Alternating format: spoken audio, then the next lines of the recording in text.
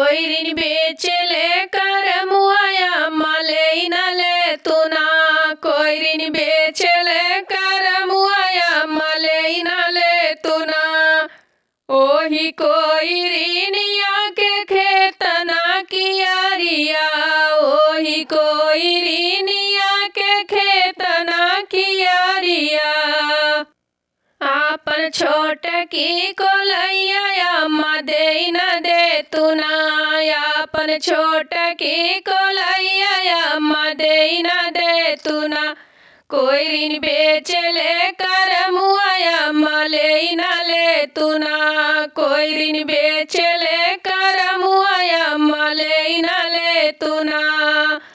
ओही कोई ऋणिया के बागना बगीचा।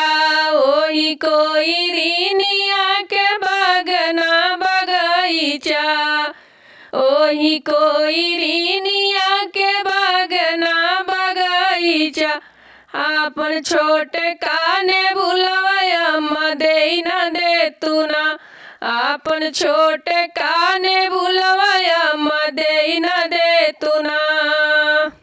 कोई ऋण बेचले कर मुआया अम्मा ले न ले तू ना। कोई ऋण बेचले कर मुआया अम्मा ले न ले तू ना। ओही कोई ऋणिया के गैया ना भैंसिया। ओही कोई ऋणिया के गैया ना भैंसिया। आपन छोट की बछिया अम्मा दे न दे तू ना। आपन छोट की बछिया अम्मा दे न दे तू ना। कोई ऋण बेचले कर मुआया अम्मा ले न ले तू ना। कोई ऋण बेचले कर मुआया अम्मा ले न ले तू ना। कोई ऋण बेचले कर मुआया अम्मा ले न ले तू ना। ओही कोई ऋणिया के घर ना दुआरवा। ओही कोई ऋणिया के घर ना दुआरवा।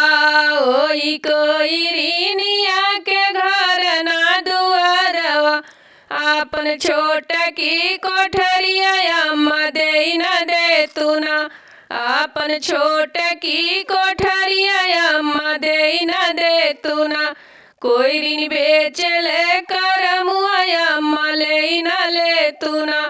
कोई ऋण बेचले कर मुआया अम्मा ले न ले तू ना। ओही कोई ऋणिया के बिटिया न बेटवा। ओही कोई ऋणिया के बिटिया न बेटवा। ओही कोई ऋणिया के बिटिया न बेटवा। हमर छोट की ननदिया अम्मा दे न दे तू ना। हमर छोट की ननदिया अम्मा दे न दे तू ना। कोई ऋण बेचले कर मुआया अम्मा ले न ले तू ना। कोई ऋण बेचले कर मुआया अम्मा ले न ले तू ना। कोई ऋण बेचले कर मुआया अम्मा ले न ले तू ना।